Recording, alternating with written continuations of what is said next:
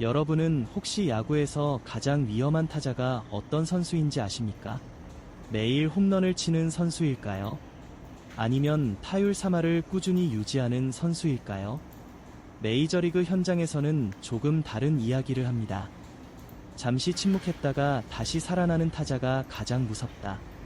상대 투수는 그런 타자를 가장 경계합니다. 언제 폭발할지 모르기 때문입니다. 그리고 올스타 브레이크가 끝난 뒤 샌프란시스코 자이언츠의 이정우가 바로 그런 모습을 보여주기 시작했습니다. 불과 며칠 전까지만 해도 분위기는 전혀 달랐습니다. 7월 초 들어 타격감이 눈에 띄게 떨어졌고 안타보다 범타가 많아졌습니다. 타율은 조금씩 내려왔고 시즌 내내 이어지던 안정감에도 작은 균열이 생기는 듯했습니다. 물론 3할 타율 자체는 여전히 뛰어난 기록이었습니다. 하지만 사람들의 시선은 숫자가 아니라 흐름에 쏠렸습니다. 올스타 휴식이 오히려 다행이다. 잠깐 쉬면서 리듬을 찾을 필요가 있다. 미국 현지에서도 이런 평가가 이어졌습니다. 그리고 후반기 첫 경기, 이정우는 그 모든 이야기에 가장 확실한 방식으로 답했습니다. 안타 하나가 아니었습니다. 무려 3안타.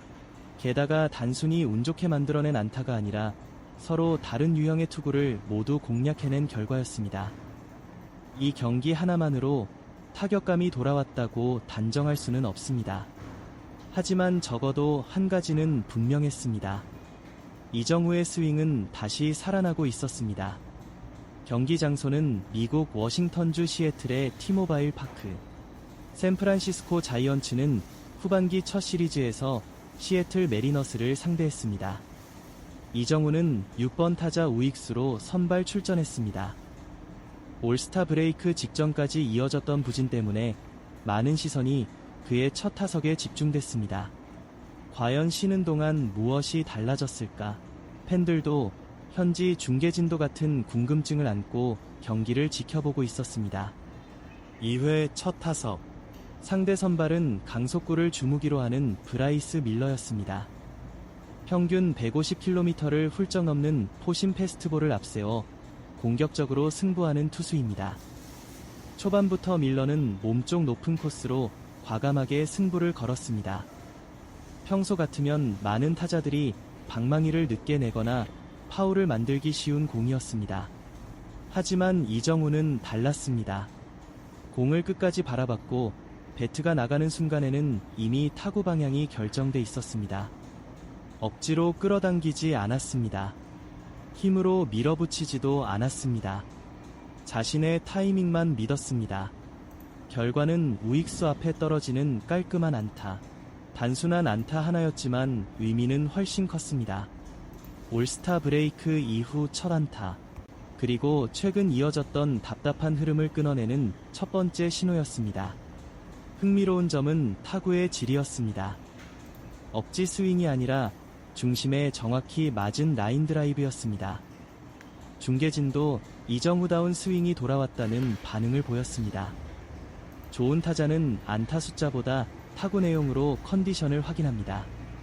그리고 이 첫 번째 타석은 분명 긍정적인 메시지를 던지고 있었습니다. 하지만 진짜 중요한 장면은 다음 타석에서 나왔습니다.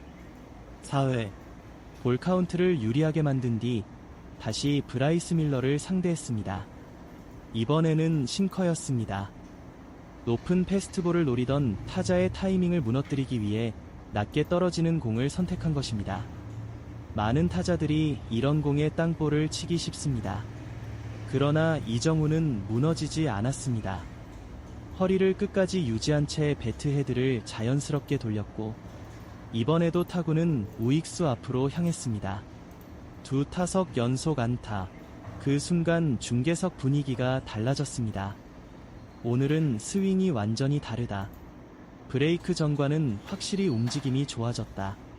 단순히 안타가 2개 나왔다는 의미가 아니었습니다. 강속구와 변화구를 모두 같은 리듬으로 대응했다는 점이 더욱 인상적이었습니다.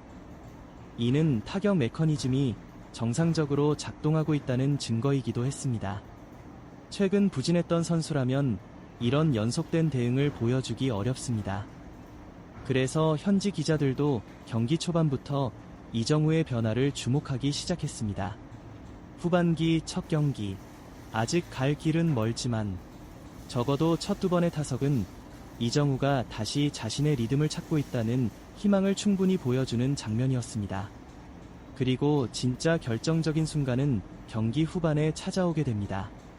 계속해서 안타를 추가하며 39일 만에 3안타 경기를 완성하는 과정은 단순한 개인 기록 이상의 의미를 남기게 됩니다. 그 이야기는 이어지는 2부에서 자세히 살펴보겠습니다.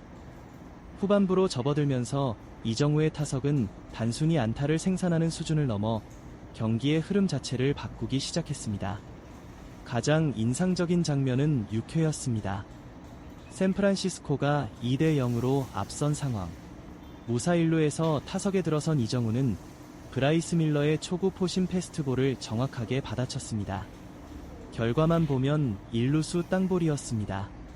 기록지에는 평범한 내야 땅볼 하나로 남았을지 모릅니다.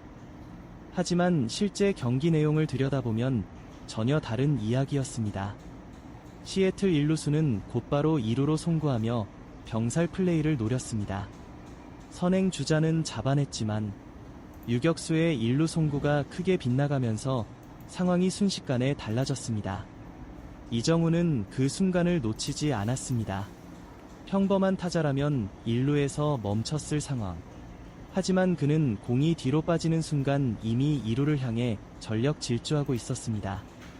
야구는 실수를 기다리는 스포츠가 아닙니다. 실수를 득점으로 연결하는 스포츠입니다. 그리고 이정우는 상대 수비의 빈틈을 가장 빠르게 읽어낸 선수였습니다. 이 장면은 단순한 주루 플레이가 아니었습니다. 경기 감각, 순간 판단, 그리고 끊임없이 다음 플레이를 준비하는 집중력이 모두 드러난 장면이었습니다. 곧이어 드류 길버트가 몸에 맞는 공으로 출루했고 카바나의 볼넷으로 만루가 만들어졌습니다. 여기서 루이스 아라에즈의 타구가 이루수 실책으로 이어지면서 이정우는 홈을 밟았습니다. 안타 하나가 아니었습니다. 하지만 경기의 흐름을 만드는 득점이었습니다. 기록에는 단순한 득점 하나로 남지만 실제 과정은 끊임없는 압박이 만들어낸 결과였습니다. 이런 부분이 바로 메이저리그에서 이정우가 높은 평가를 받는 이유입니다. 화려한 홈런보다 상대를 흔드는 플레이를 계속 만들어내는 선수. 그것이 지금의 이정우입니다. 7회에도 그의 존재감은 계속 이어졌습니다. 1-4-1, 2루. 상대 투수는 쉽게 승부하지 않았습니다.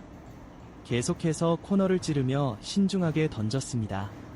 결국 몸에 맞는 공, 출루 하나가 추가됐습니다. 겉으로 보기에는 평범한 사구였습니다. 하지만 상대 입장에서 보면 달랐습니다. 스트라이크 존 안으로 마음 놓고 승부하지 못했다는 의미였습니다. 그만큼 이정우를 위험한 타자로 인식하고 있었다는 이야기입니다. 그리고 그 다음 장면이 이날 경기의 하이라이트였습니다. 말루, 타석에는 윌리 아다메스, 그리고 시원한 말루 홈런. 이정우 역시 여유롭게 홈을 밟으며 두 번째 득점을 기록했습니다. 물론 홈런의 주인공은 아다메스였습니다.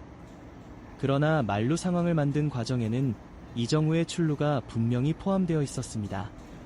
좋은 타자는 자신의 기록만 만드는 선수가 아닙니다. 동료가 타점을 올릴 수 있는 환경을 만드는 선수입니다. 이날 이정우는 바로 그런 역할을 완벽하게 수행했습니다. 그리고 경기 마지막 타석, 많은 팬들이 가장 높게 평가한 장면이 나왔습니다. 9회, 이미 점수차는 벌어져 있었지만 이정우는 마지막 타석에서도 전혀 서두르지 않았습니다. 상대 투수 마이클 루커와 무려 19까지 이어지는 긴 승부, 패스트볼, 슬라이더, 커브, 계속해서 다른 구종이 들어왔지만 그는 쉽게 방망이를 내지 않았습니다. 유리한 공만 기다렸습니다. 그리고 마지막 커브, 가볍게 밀어친 타구는 중견수 앞에 떨어졌습니다. 39일 만에 3안타 경기 완성. 흥미로운 점은 세 번째 안타의 형태였습니다. 강한 타구는 아니었습니다. 운이 조금 따른 안타라고 볼 수도 있습니다. 하지만 중요한 것은 안타의 질이 아니라 그 안타를 만들어내기까지의 과정입니다. 19까지 버틴 집중력, 계속해서 파울로 걷어내며 투수를 압박한 승부, 그 자체가 이미 수준 높은 타석이었습니다. 컨디션이 좋지 않은 타자는 긴 승부에서 먼저 무너집니다. 반대로 타격감이 살아난 타자는 끝까지 자신의 리듬을 유지합니다. 이정우는 이날 정확히 후자의 모습을 보여줬습니다. 경기가 끝난 뒤 미국 현지에서도 긍정적인 평가가 이어졌습니다. 특히 여러 매체는 올스타 브레이크 직전 이어졌던 부진과 비교하며 휴식이 가장 필요했던 선수가 이정우였다 라는 분석을 내놓았습니다. 실제로 그는 전반기 막판 17경기 동안 타율이 크게 떨어졌고 장타 생산도 눈에 띄게 감소했습니다. 하지만 짧은 휴식 이후 첫 경기에서 곧바로 3안타를 기록했습니다. 이것은 단순한 우연이라기보다 체력 회복과 타격 밸런스 재정비가 성공적으로 이뤄졌다는 신호로도 볼 수 있습니다. 물론 한 경기만으로 모든 문제가 해결됐다고 단정할 수는 없습니다. 메이저리그는 162경기의 긴 시즌입니다. 진짜 중요한 것은 앞으로도 이런 타격을 계속 이어가는 것입니다. 하지만 적어도 이날 경기 하나만큼은 이정우가 다시 자신의 야구를 되찾기 시작했다는 사실을 보여주기에 충분했습니다. 그리고 이 경기의 진짜 의미는 단순한 3안타가 아니었습니다. 후반기 타격왕 경쟁, 샌프란시스코의 포스트 시즌 희망, 그리고 앞으로 그의 시장 가치까지 다시 끌어올릴 수 있는 중요한 출발점이 됐다는 점입니다.